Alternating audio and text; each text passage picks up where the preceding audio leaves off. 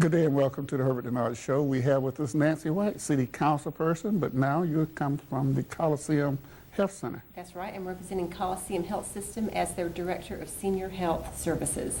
Director, go girl. Thank you.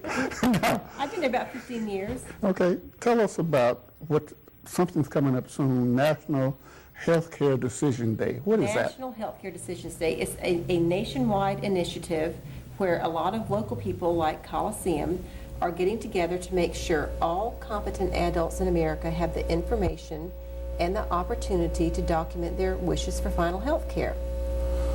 Break it down another way. I know it needs to be broken down because this is a very, to many people, confusing and ambiguous subject, but as a healthcare worker, it's very serious. Basically, what you are encouraging people to do is sit down and talk with their family and express their desires if death is imminent. How far do you want the medical technology to go in trying to sustain me for a few more days? Advance directives have nothing to do with your estate or your financial affairs, and they are only effective if you cannot speak for yourself because, say, you're unconscious or in a coma, and if the doctors have determined that intervention is futile, you're going to die anyhow. That's like they could feed you through tubes, they can give you water through tubes. Exactly. And they could even make you breathe through different kind of systems. Right. And so rather than do that, you can make a decision that if you get into that kind of situation, and I hate to say it this way, but pull the plug.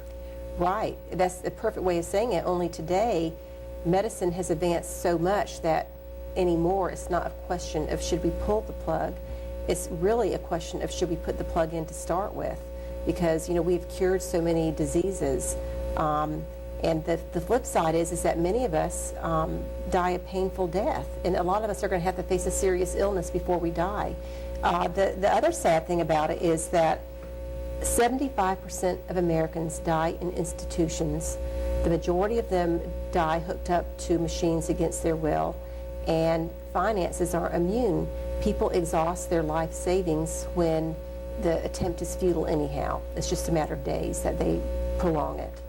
National Healthcare Decision Day, what are you trying to do? Focus on the idea that we should make a decision, probably put it in writing something or something? Yes. And interestingly enough, a year ago, the Georgia General Assembly took a stand on this, and they passed a law that became effective July 1, 2007, that combined the durable power of attorney, which basically is your spokesperson when you can't speak for yourself, and your living will, which documents your wishes for final health care, you know, do I want a feeding tube or not, that kind of thing, into one simple document. And it's easily downloadable if you can click your mouse on internet.